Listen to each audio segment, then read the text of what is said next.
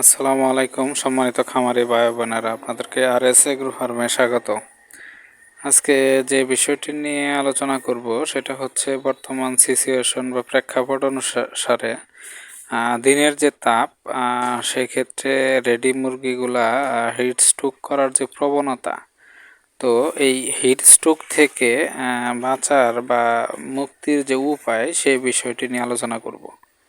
এখানে মূলত আপনার মাছা শেডটা দেখানো হইতেছে। মাছায় হিট স্ট্রোক থেকে বাঁচার উপায়, এটা নিয়ে আলোচনা করব। এখানে অনেকে বলতে পারে যে মাছায় আবার হিট স্ট্রোক কেন হয় বা মাছায় হিট স্ট্রোক কীভাবে হয়। তো এটা খেয়াল রাখবেন, ফ্লোরের থেকে কিন্তু মাচায় কিন্তু আপনার মোটামুটি তাপটা বেশি লাগে, কারণ মাচা করতে গেলে ঘরের চাল আর মাচার দূরত্ব অনেক কমে যায়, আর সেক্ষেত্রে ফ্লোরের দূরত্বটা অনেক বেশি হয়। তো একটা বিষয়, তো যেহেতু আপনার প্রচুর তাপ উৎপন্ন হয়, বা যেহেতু যে ফার্মগুলা বিশেষ করে রৌদ্রের মধ্যে, ওগুলা কিন্তু অনেক হয়, তাপ লাগে এবং মুরগি অনেক স্ট্রেসে পড়ে। তো সেক্ষেত্রে বাঁচার উপায়ের ভিতর আমি প্রথম যে আপনার টেকনিক নিয়ে আলোচনা করতে যাচ্ছি সেটা আপনারা লাইভ দেখতেছেন। আমি কিন্তু এই মুরগিগুলোকে সরাসরি মোটরের পানি থেকে, অর্থাৎ লতা পাইপ বা অনেকে যে প্লাস্টিকের লতা পাইপগুলো আছে এগুলা দিয়ে কিন্তু আপনার সরাসরি ভিজিয়ে দিচ্ছি।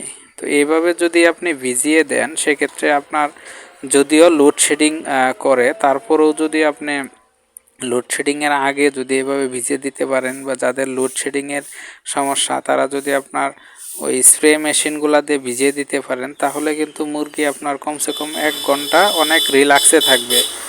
যত গরমই হোক বা যত মানে ইলেকট্রিসিটি না থাকুক, তারপরেও কিন্তু আপনি ইজিভাবে 1 ঘন্টার সময় এভাবে রিল্যাক্স রাখতে পারবেন। তো এটা হচ্ছে একটা বিষয়। আর একটা বিষয় হচ্ছে আপনার এটা তো কমন একটা বিষয় যে এখন যে বাংলাদেশের প্রেক্ষাপট, আপনার ইলেকট্রিসিটি যদি না থাকে সেক্ষেত্রে ব্যাকআপ আপনার জেনারেটর ব্যবস্থা করতে হবে। চালের উপরে ঝর্ণা ব্যবহার করতে হবে এবং পর্যাপ্ত পরিমাণে ফ্যান ব্যবহার করতে হবে। তো একটা ফ্যান থেকে আর একটা ফ্যানের দূরত্ব 10 থেকে 15 ফিট, এর উপরে রাখা যাবে না। তো এইভাবে সিলিং ফ্যান দিয়ে মূলত আপনার এখানে বাতাস প্রবাহ সৃষ্টি করতে হবে। সর্বশেষ যেটা আপনি দেখতেছেন, তারপরেও যদি রিকভার না হয় এভাবে ভিজিয়ে দিতে হবে। অনেকে বলতে পারেন ভিজিয়ে দিলে ঠান্ডা লাগার পসিবিলিটি কেমন।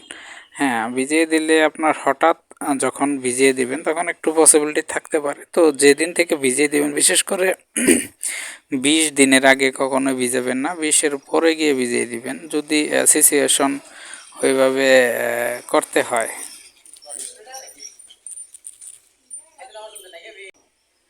যেহেতু 20 দিনের পরে দিবেন, আমাদের সমস্যা হবে না। তো তারপরেও আপনার মুরগি যদি কিছুটা কাশি দেয় বা হাঁচি দেয়, সেক্ষেত্রে এই সময়টায় আপনি রাত্রের বেলায় বা যে কোনো এক বেলায় আপনার পালমো কেয়ার চালাবেন। আর বিশেষ করে রাত্রের সময় আপনি একটা যে কোনো অ্যান্টিবায়োটিক ইউজ করবেন, যে অ্যান্টিবায়োটিকটা মুরগি থাকাকালীন ইউজ করেন নাই। ওই অ্যান্টিবায়োটিক হতে পারে আপনার টক্সিবেট, হতে পারে নিউএক্সেল, হতে পারে আপনার অ্যামক্সিলিন 30, এই জাতীয় একটা মেডিসিন ইউজ করবেন। সাথে আপনার প্যারাসিটামল ইউজ করবেন। যেহেতু প্রচণ্ড গরমে তো এমনিতেই রাত্রেবেলা প্যারাসিটামল দেওয়া লাগে, কারণ এই গরমের সময় আপনার প্রচুর অনেক মুরগি আপনার জ্বর আসার সম্ভাবনা থাকে। তো সেক্ষেত্রে ভিজিয়ে দেওয়ার ফলেও জ্বর আসার পসিবিলিটি আছে। সেক্ষেত্রে আপনার অ্যান্টিবায়োটিকের সাথে একটা প্যারাসিটামল দিবেন, আর যদি হাঁচি কাশি থাকে সেক্ষেত্রে পালমো কেয়ার দিবেন। ইনশাল্লাহ এভাবে প্রতিদিন আপনি যদি দিয়ে যান সমস্যা হয় না। তো আমি যত সিচুয়েশন হ্যান্ডেল করছি হিট স্ট্রোকের প্রবণতা থেকে, আমি কিন্তু এভাবেই রক্ষা করছি, মূলত ভিজিয়ে দেওয়ার মতো আপনার মানে একদম ফ্রেশ এবং 100% হিট স্ট্রোক মুক্ত রাখার ওয়ে কিন্তু এই ভিজিয়ে দেওয়ার চাইতে আর কোনো ওয়ে নাই। অনেকে ফগার ইউজ করে, তো ফগারগুলা সাধারণত আপনার হয়তো বা 5 থেকে 10 মিনিট ভালো থাকে, তারপরে আবার নতুন করে হাঁপানো শুরু করে দেয় মুরগি, এবং এখানে দেখা গেছে ফগারগুলা ব্যয়বহুল এবং নষ্ট হয়। 1 বছরের মানে উপরে এগুলা টিকে না, বড় জোর 4 থেকে 5 মাস আপনার চলে। ওখানে অনেক ময়লা ঢুকে ফগারগুলো নষ্ট হয়ে যায়, ওখানে ব্যয়বহুল হয়। তো আপনারা এই সিচুয়েশনে যদি হ্যান্ডেল করেন সেক্ষেত্রে কিন্তু অনেক। আর দিনের বেলায় আপনি যেহেতু হিটস্ট্রোকের প্রবণতা থাকে, দিনের বেলা ট্রেস এবং পাতলা পায়খানা করবে, এগুলা থেকে রিকভার করার জন্য আপনি স্যালাইন খাওয়াবেন।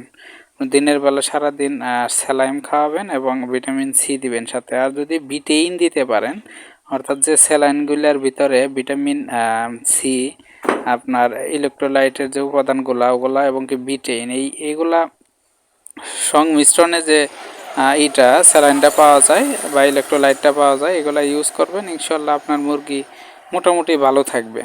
আবার অনেকে হিটস্ট্রোকের প্রবণতা থেকে বাঁচার জন্য পুরোপুরি খাবার বন্ধ করে দেয়। আপনি যদি খাবার 10টা থেকে একদম 3টা পর্যন্ত বন্ধ রাখেন, সেক্ষেত্রে কিন্তু হিটস্ট্রোক করার প্রবণতা আরও বেড়ে যায়। কারণ মূলত 3 থেকে 4টার পরে আপনার হিটস্ট্রোকের প্রবণতাটা বেড়ে যায়। ওই সময়ের গরমটা অনেক অত্যাধিক গরম। তো আপনি 3টা থেকে 4টা পর্যন্ত যদি চালান, সেক্ষেত্রে কিন্তু 3টা থেকে 4টার পরে ফিড খাওয়ার ফলে মুরগির গায়ের ভিতরে কিন্তু প্রচুর পরিমাণ তাপ উৎপন্ন হয়। তো সেই ক্ষেত্রে আরও প্রবণতা বেড়ে যায়। তো আপনি এটা করতে পারেন, 1টা অথবা 2টা থেকে খাবার অফ করে একদম সন্ধ্যা পর্যন্ত আপনি অফ করে রাখতে পারেন।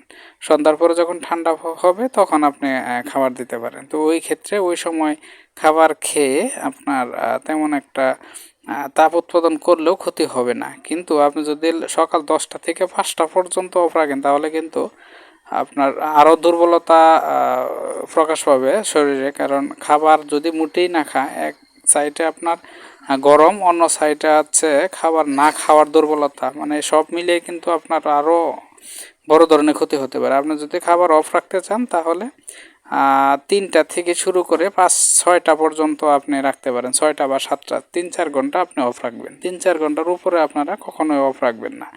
আর যদি 10টা থেকে 3টা পর্যন্ত চালান, সেক্ষেত্রে কিন্তু যে সময় হিট স্ট্রোক করার প্রবণতা বেশি, ওই সময় যদি প্রচুর পরিমাণে খাবার খায়, সেক্ষেত্রে কিন্তু গা অনেক আরও গরম হবে এবং হিট হবে, আরও হিট স্ট্রোকের প্রবণতা বেড়ে যাবে। তো এই হচ্ছে আজকের ভিডিও, মূলত হিট স্ট্রোক থেকে বিশেষ করে মাছার যে শেডগুলা, মাছার শেডে যেভাবে আমি হিট স্ট্রোক থেকে বাঁচাই বা বাঁচানোর চেষ্টা করি। তো ইনশাল্লাহ সামনের ভিডিওতে ফ্লোরে যেভাবে হিট স্ট্রোক থেকে বাঁচানো যায় বা ওইটা আলোচনা করব।